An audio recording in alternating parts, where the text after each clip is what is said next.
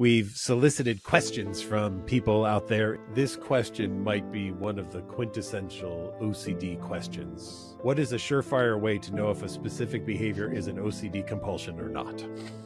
Living with OCD. Is there a way to have a successful marriage or relationship while struggling with debilitating OCD? Who would want to put up with my curse? I always say that all obsessions boil down to 4 core fears. My 4 are: something bad will happen now, something bad will happen in the future, I will end up alone and abandoned, or this bad feeling will never go away. We don't trust OCD as the arbiter of truth in the Correct. experiences we'll be talking about. No matter what your subtype of OCD is, whether it's confessing, checking, washing, whatever, is you want to do the opposite of what OCD is telling you to do, right? That's how you deal with OCD. When we first start treatment, OCD is going to get worse before it gets better.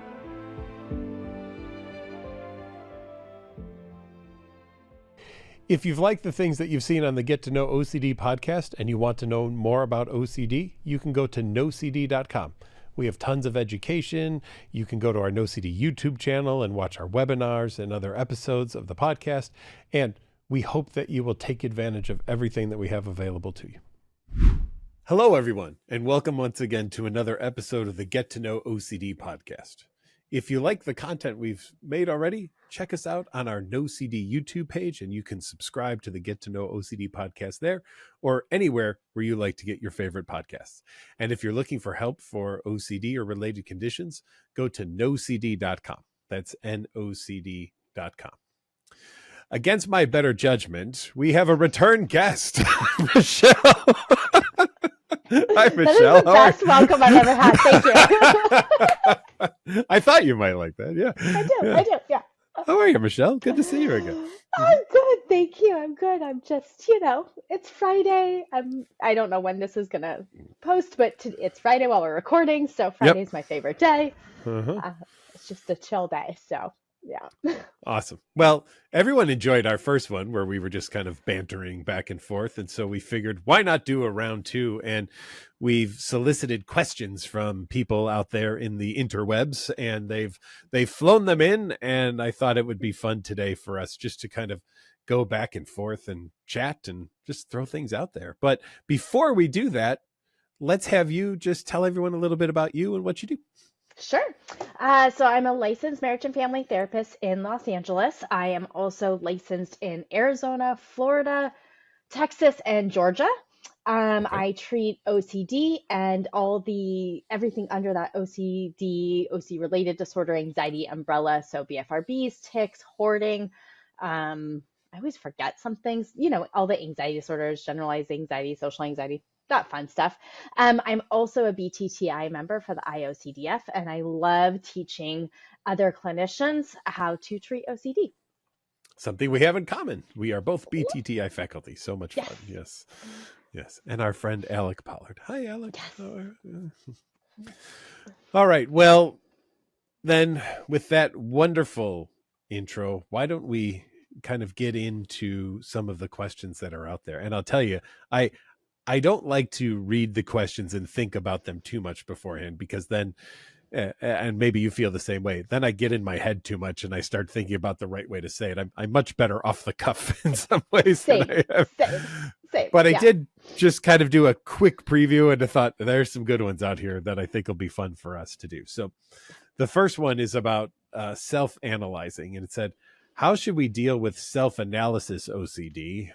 Now, I don't even know if that's a subtype yet officially of OCD, but people like to throw that moniker out there. So they say it makes me difficult to know myself. Well, I think, here when we have OCD, we're constantly questioning ourselves, right? And so it's like, is this real? Is this not real? And no matter what subtype, whether self-analysis is its own subtype now, I don't know, but it's it's with every single subtype. Like, am I going to get sick? Am I going to harm people? Do I really know if this is correct? And so there's so much like second guessing ourselves. And it's really hard to know who we are, because we have this thing in our brain telling us that everything we think is right is wrong, and making us self-guess or second guess ourselves. And so I think this is a very, all that to say, this is very common, Yeah. with that second guessing. The other thing that I thought was interesting is where they say it makes it difficult to know myself. And I'm wondering if OCD has a goal of how you can know yourself, because I don't know that That might be. anyone will ever actually know themselves the way that OCD tells them that they need to know themselves. Because you and I think would agree, no one with OCD has ever hit the goal of doing anything that OCD would want you to do. And I wonder how much of this just plays into OCD of, if I just self-analyze myself more, I'll finally truly know myself. Yes, and I think we as humans are ever evolving. So Sure. what I knew last week, I know something new this week. Mm-hmm. And so there's that part of it too, is that we're ever evolving, and because of that, do we truly know ourselves because we're constantly growing? Right. Yeah. And then because of that, OCD always has the opportunity to say, oh, well, it's now 5 minutes later. Maybe something new has happened. Maybe we should start the analysis all over again and see with that new information if it changes anything. Right. Yes, yes, Yeah. yes. So it's just really about getting out of your head, and into your life, as they say, Mm-hmm. and not really worrying about or trying to figure out, trying to know the right answer, the perfect situation, or anything like that.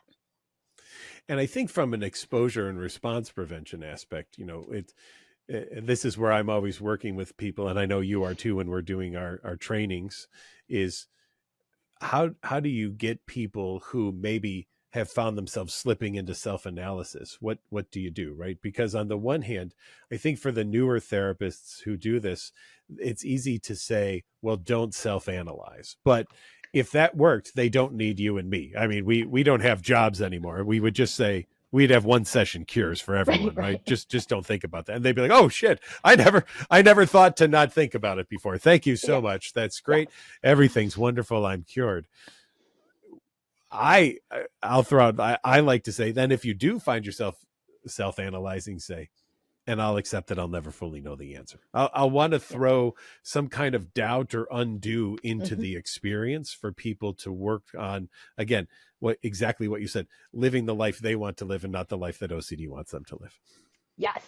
And I think in addition to that is helping people be more mindful that they're self-analyzing and they're going down that rabbit Sure. hole, because it feels so real in the moment of, I have to know this answer. And if we can recognize, like, hey, I'm starting to go down this rabbit hole, let me come back to the present moment, that can help them get out of that cycle too. Boy, staying present moment is so key for so many people, right? Because OCD sure does not like the present, No. unless it perceives something's going wrong, and then it's all hands on deck for the present. But Yes. it Yes. lives in the past and what ifs that. It lives in the future and what ifs that. And in the present, it's only just throwing darts at you of, you screwed that up, you screwed that up, that was bad, that was wrong, that was terrible. Yep, Uh, exactly. I don't know about you. I've never seen OCD give a compliment. So I was talking to a client the other day, and they're like, but I'm much more likely to like get sick. And I'm like, really? I've known you like 8 years, and in that time you've rarely gotten sick, and Yeah. OCD's been constantly wrong. So the fact that we always go with the worst case, I mean, like, why am I not rich with the lotto if that's the case, if I can predict, right?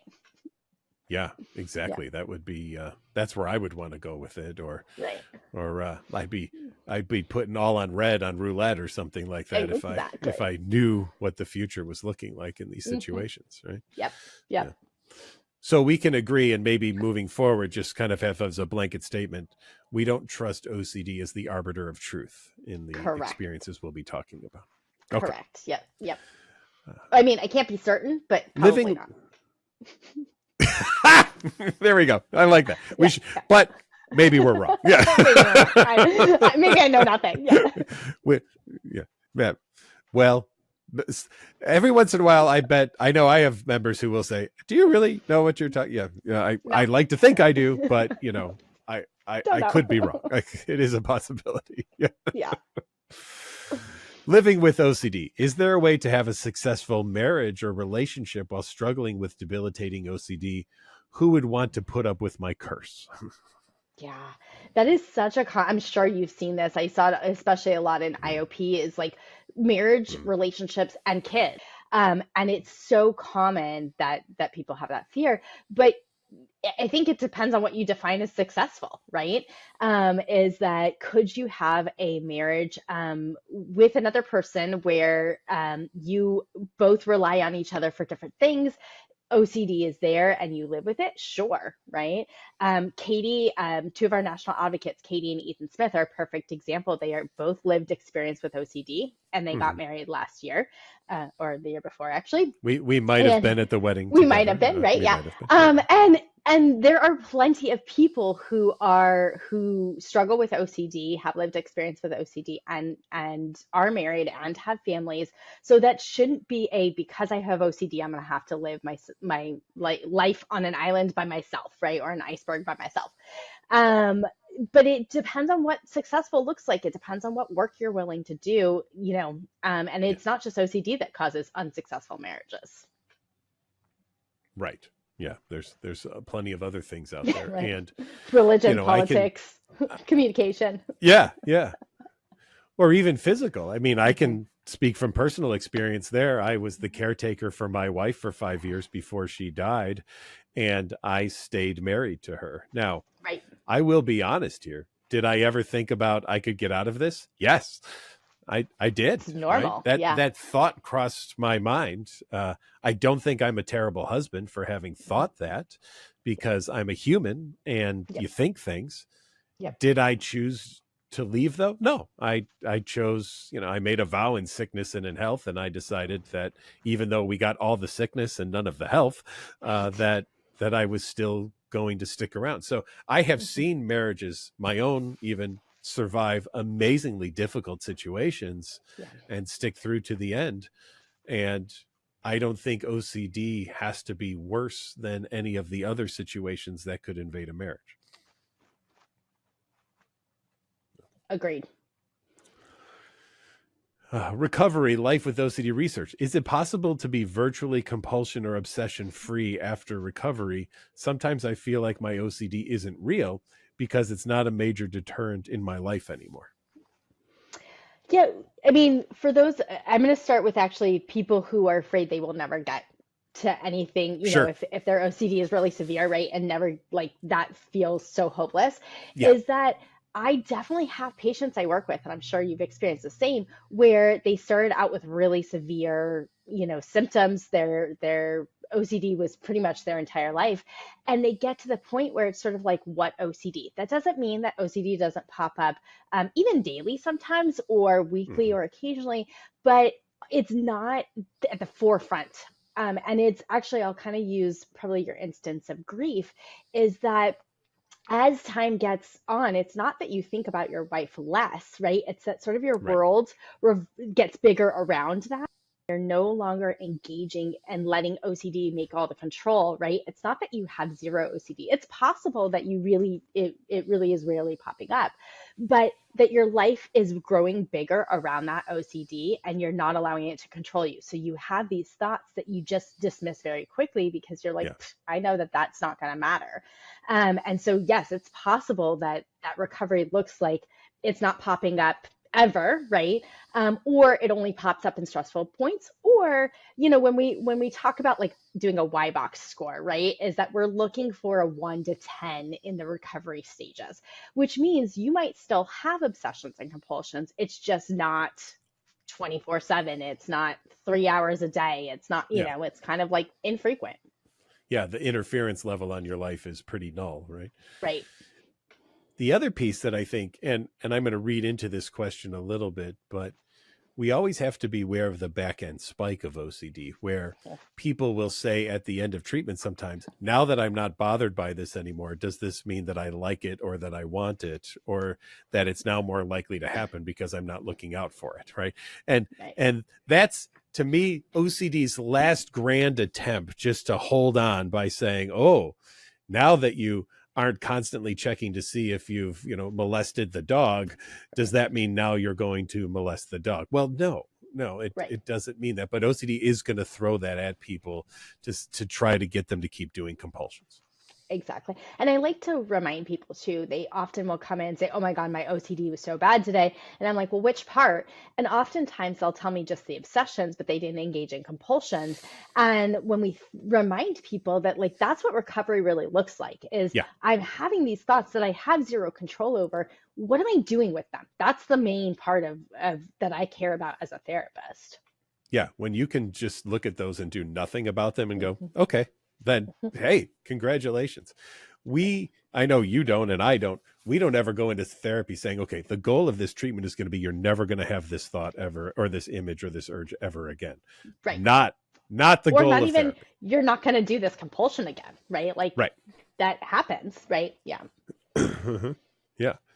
And for people who do maybe have a spike, let's give some grace to the situation.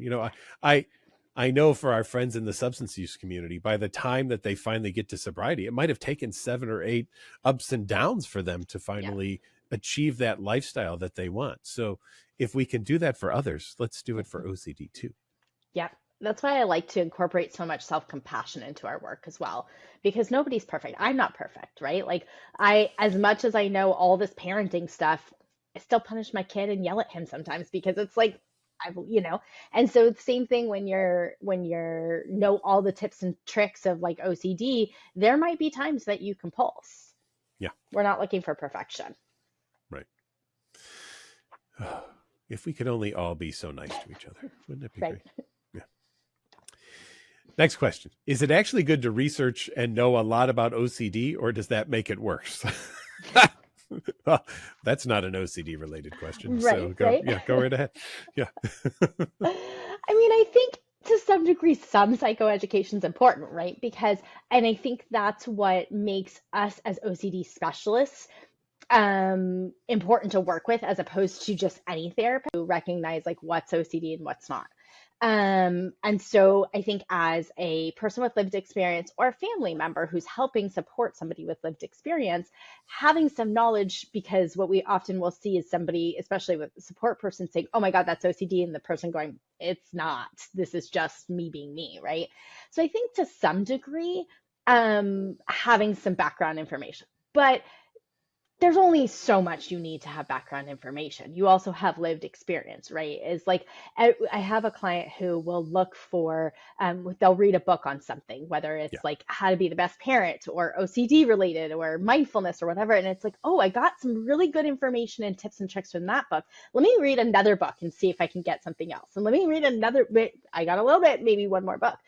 Yeah. At what point, it's sort of like the Google search, is that how many people go beyond page 2 or 3 or 4, right? Mm-hmm. Is a little bit of information is good and helpful. And then a lot of information is just, I think, too much saturation, right? And you lose that, point of no return. Right. It's like the vast majority of us, when we get a new medication, take that pamphlet that comes with it and throw it out. But the person with OCD unfolds and unfolds and unfolds and puts it on their wall, gets the magnifying glass, and just tries to memorize the whole experience and understand everything about it. Right. And Yeah. I agree with you. There's always got to be a middle ground on these things. We will never say to someone, don't get any education, but we'll also say there just has to come a point where we're like, I'm good enough. Michelle, I don't know about you, but I've even had members who say, okay, it's probably going to take about 2 years for you to really get to know me before we can start working on anything. And I say, no, I'll start session 3 is where we're going to go.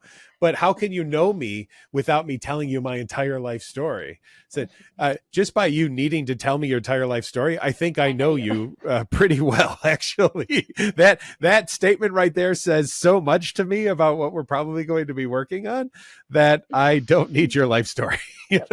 I had a client I started with last year, and I met with him like once or twice before I chatted with he's an adult patient, but I chatted with his parents.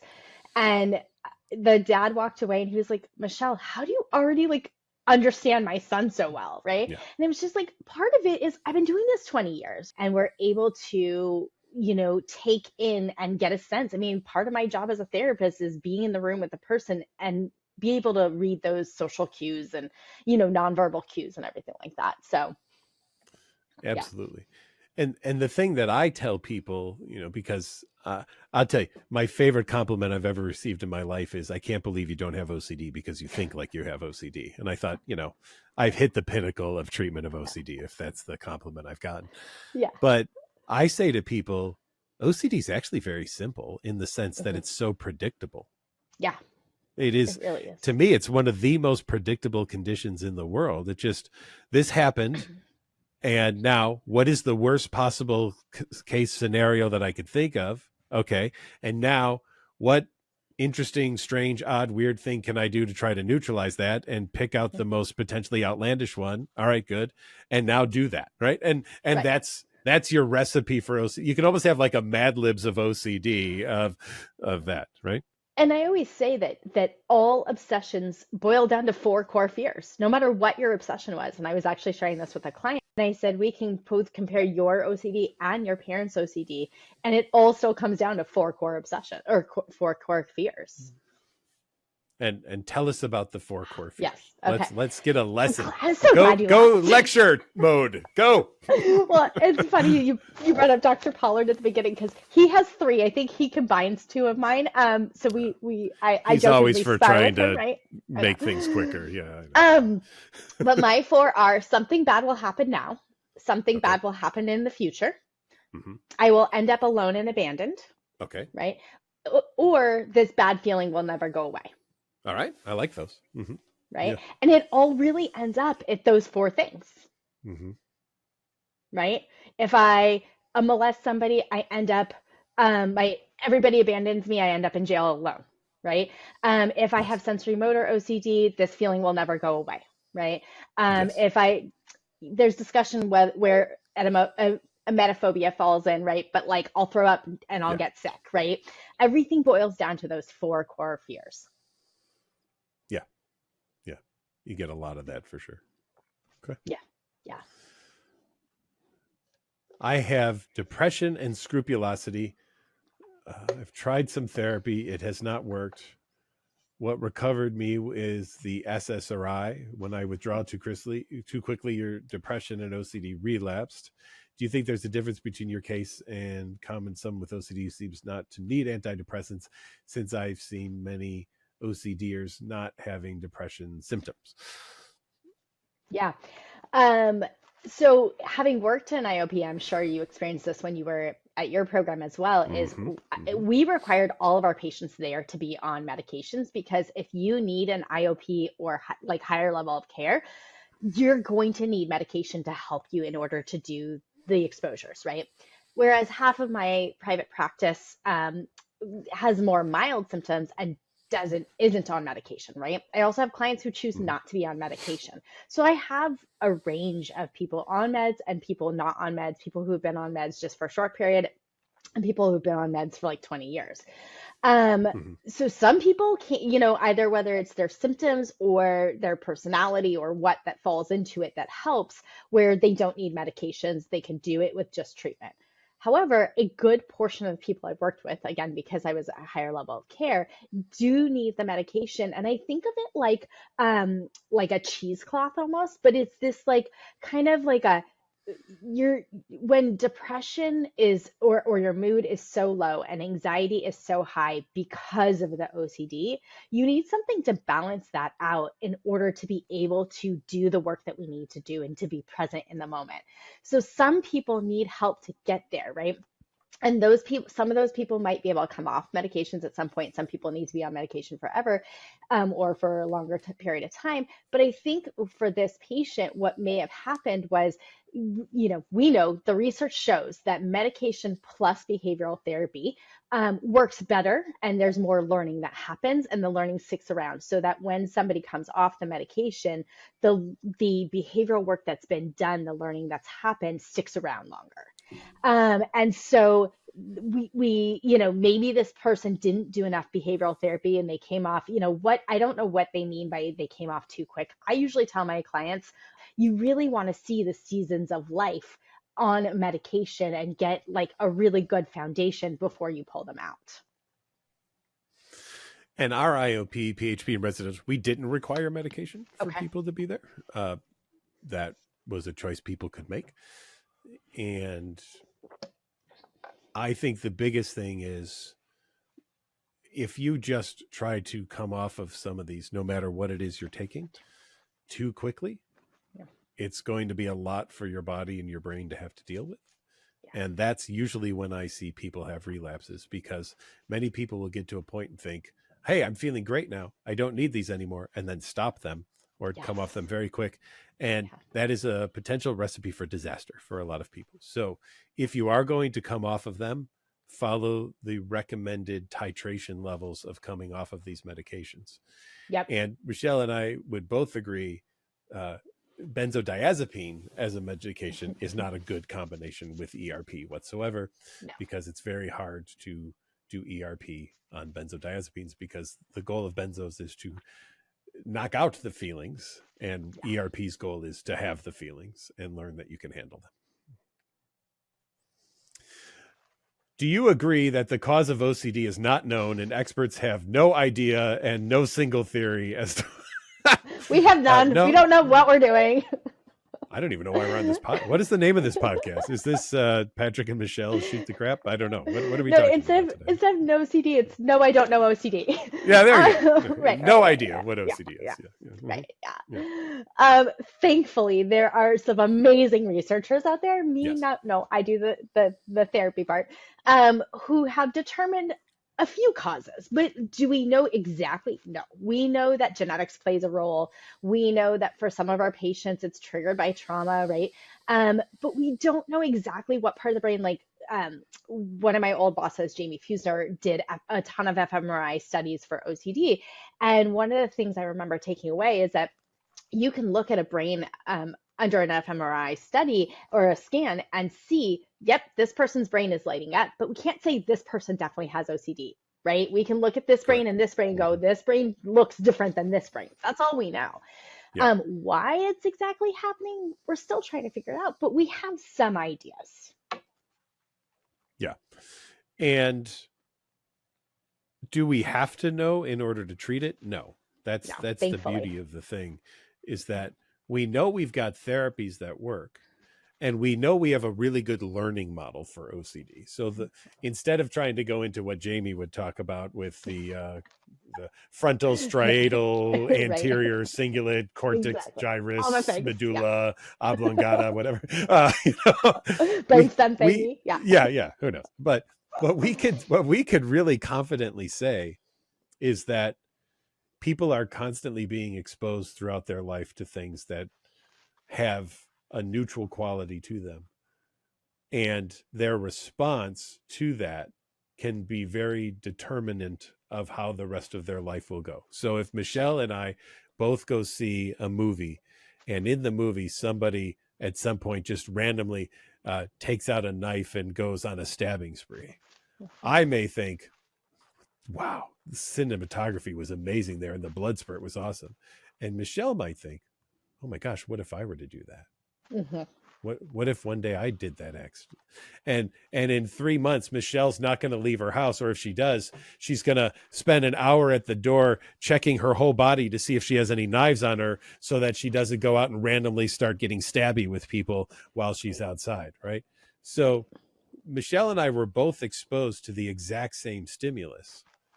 We had a different response to the stimulus, and it's the diversion of response to the stimuli. Was it an activation of the fight, flight, or freeze response for one of us and not the other, or whatever?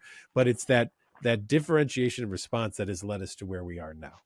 And therefore, with treatment, we're just trying to help Michelle go back to, just because you had the what if I were to do that thought isn't a harbinger to now you are going to. And we're going to try to get rid of this thought action fusion that has been created, that thinking something is as bad as doing something. And for all the people who don't have anxiety and OCD, because many of my clients will come in and say, like, my partner doesn't have it and they don't understand how my brain works.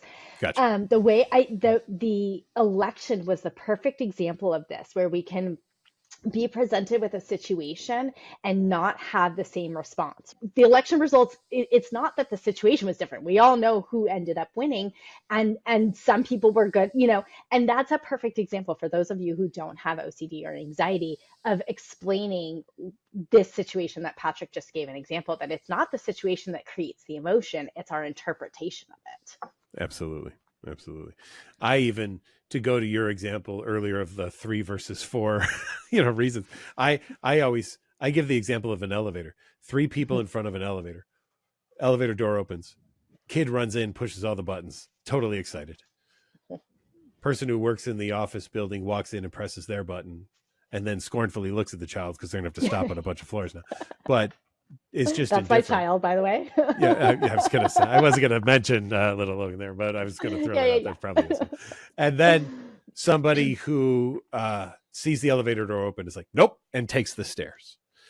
So you've got 3 people experiencing the exact same thing, the elevator door opening. One's totally excited, one's indifferent, and one's afraid. Is the elevator the problem? Yeah. Well, no, because if it was, we would nail the elevator to the wall and then it wouldn't move anymore. Now the person with the fear of elevators would be like, oh, good, that's totally great. But the other 2 would be pretty pissed off about the whole experience, right? Yeah. So a lot of times people with OCD want to say that thing makes me anxious. Yeah. And Michelle and I want to say, it's your reaction to that thing that we're working on. We can't change that thing. Yeah. Right. Yeah, exactly.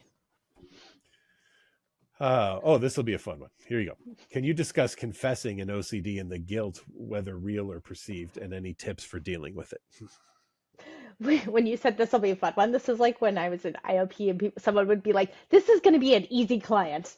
Nope. No. It's funny that we're talking about this because I had a client yesterday in my session, a kiddo with confessing OCD and feeling that urge to confess. And if they didn't confess even, the smallest things, they felt guilt and a lot of shame, especially to their parents, right?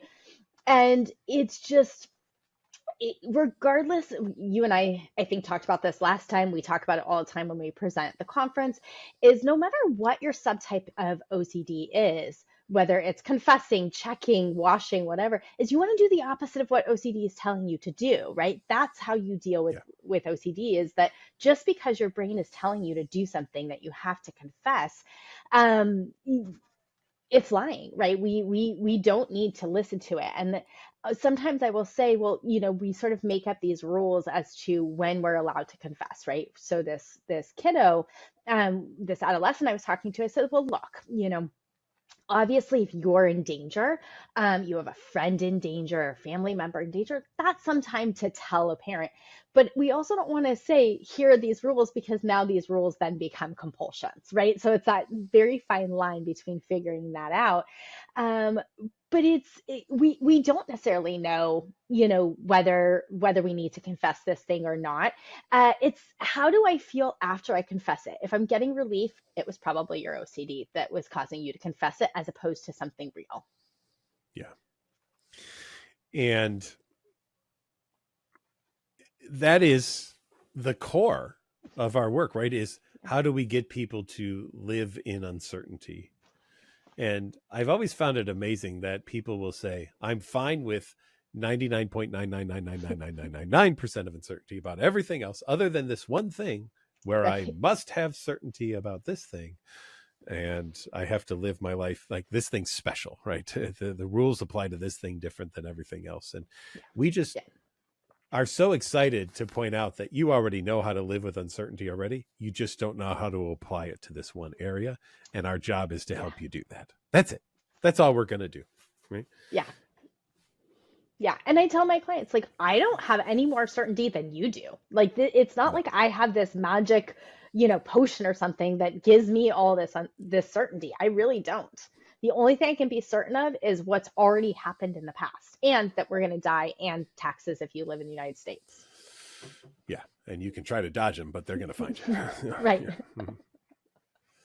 Now, you're going to like this one, I think. And I know when I say that, you just cringe, but I do believe you're going to like this because this question might be one of the quintessential OCD questions ever asked. And it is, what is a surefire way to know if a specific behavior is an OCD compulsion or not?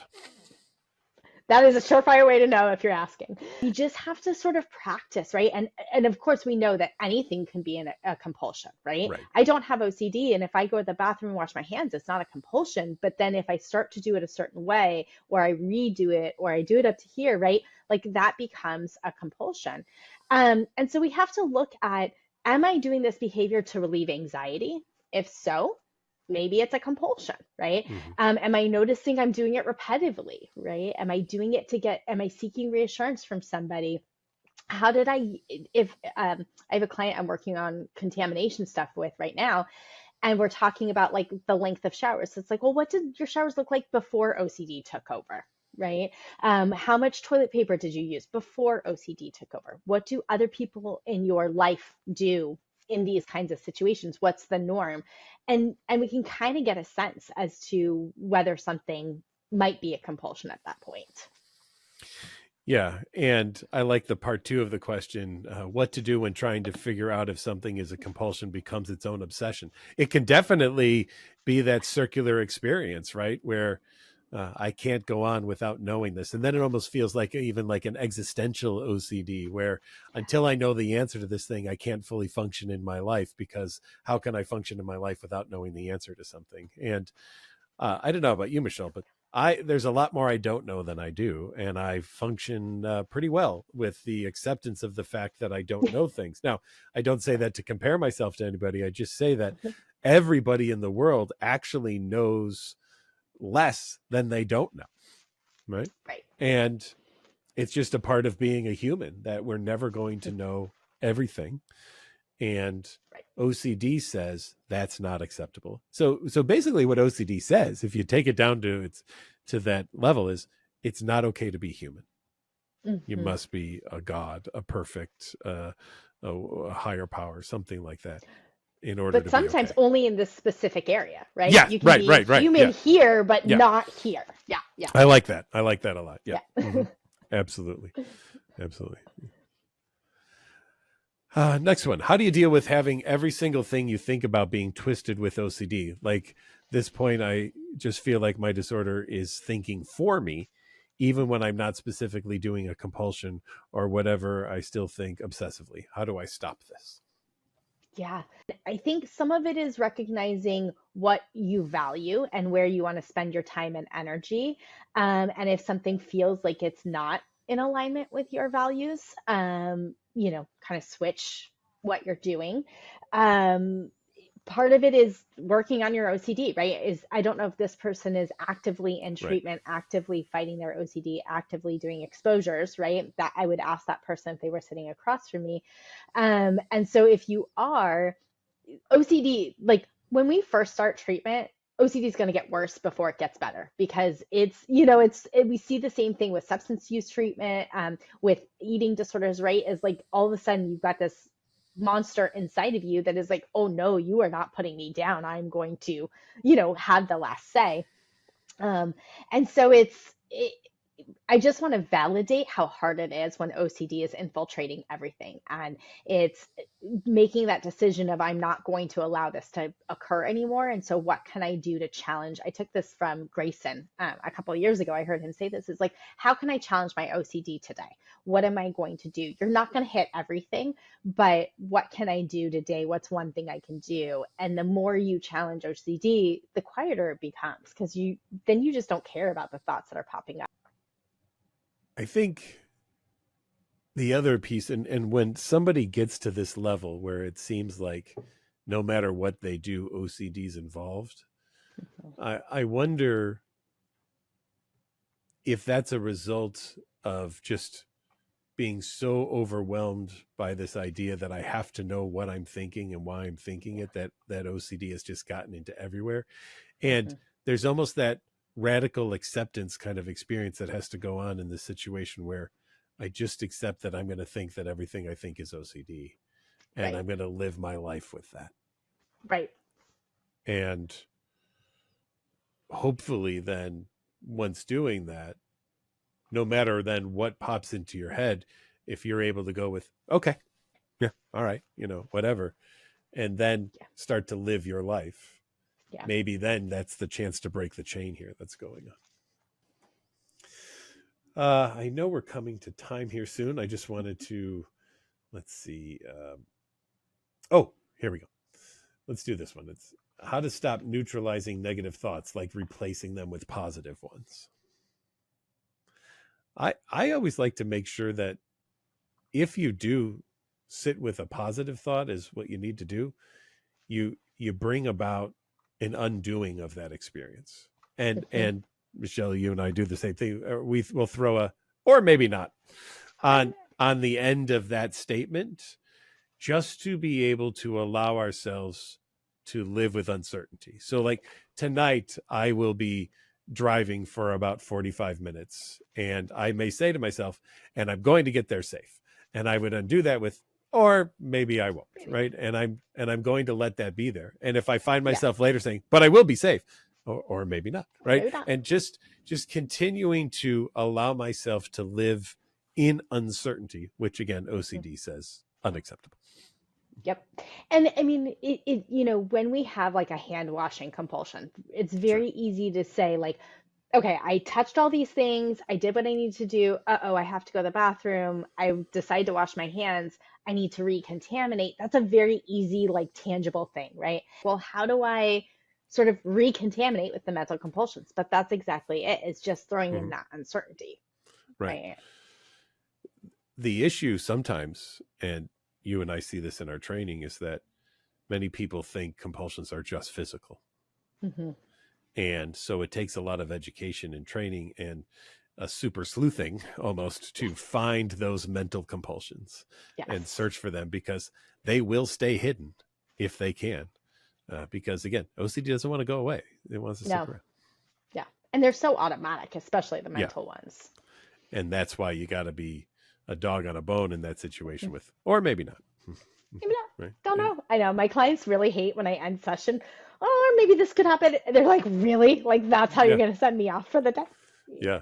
I was leaving residential one day and because I was going to go fly somewhere, and someone said, be safe. And just as the door was about to close, I said, or my plane could crash. And then I closed the door and they came running toward the door. And I was like, you know, and I'm just going to, let's see if it crashes.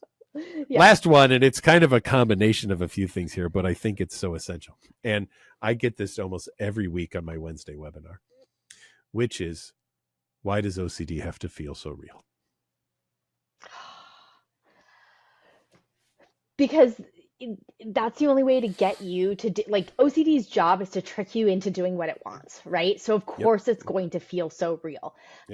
For anybody that lives in California, right? Every single little earthquake, and this might be true of the other coasts where there's hurricanes and tornadoes, right? But like anytime you feel like your house start to shake, even if it's a truck outside, you're like, oh my God, is this the big one or not? Because it's trying to freak you. Well, I don't know if the earth's really trying to freak you out, but it feels that way, right? And so the same thing is like, just OCD's job is to get you to do what it wants, right? The bully is trying to get the lunch money, and it's going to do everything it can to get its lunch money. And if it's not very convincing, if I come up to you and go, hey, Patrick, can I have your lunch money today? You're gonna be like, buzz off, Michelle, right? I need to be forceful and I need to demand it. And that's what OCD, and that's why it feels so real. And OCD and anxiety's favorite words are, I told you so. But there were 99 other times you didn't. And we just sort of dismiss that. And it focuses on just that one thing. And I always say, if it didn't feel real, I don't have a job, right? Because I could just say, well, that too. I mean, you know, imagine how weird a session would be. Like, I have this obsession, but it doesn't really feel real. So okay, well, great then. Good luck. That's awesome. What else is going on? You know, that's what our conversation would be versus let's dive into that and see what we can do to help you learn how to manage that and live with that and be in the uncertainty. And that's how clients kind of know when they're ready to move on from therapy, right? Is when we're having those conversations. I had a client the other day where it was sort of like I don't know what to talk about today. It's like, well, maybe that means like the therapy's working and you know your skills, and when OCD and anxiety pop up, you know how to talk back to it. We don't need to be in treatment as much anymore. Well, another hour of my life spent with Michelle Massey is a good hour of my life. I was going to say the best hour. The best hour ever. ever. Oh, I'm just going to move in with you guys. That'll be Love so it. fun. So, Weather's better here in California. I mean, maybe not so much now, but generally better here than it's yeah. in Yeah, Wisconsin. I think I'll stick here for a few more weeks. Yeah. My air quality beating yours right now, unfortunately, with all the Yes, things going sadly. on. And a big thought to our friends, our colleagues, our members, our patients out there. Stay safe, please, as Thank much you. as you can. Well, you've spent another time with us on the Get to Know Love it. OCD podcast, and thank you to my guest today, Michelle Massey. Thank you so much, Thank Michelle, you for for joining. having me. It was great. If you like the Get to Know OCD podcast, you can subscribe on the NoCD YouTube channel or wherever you get your favorite podcasts. And if you're looking for help for OCD or related conditions, go to nocd.com. That's nocd.com. We've got expert clinicians trained and ready to help you, and it's just a phone call or a click away. Hope to see you soon. Thanks.